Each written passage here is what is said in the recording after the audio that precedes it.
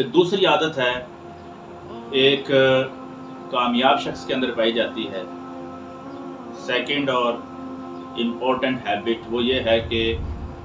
کامیاب جو بھی لوگ ہوتے ہیں وہ سوسائٹی کے کسی بھی شعبے میں ہوں،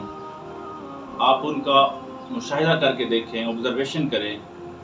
کہ وہ آپ کو کمیونیکیٹر نظر آئیں گے،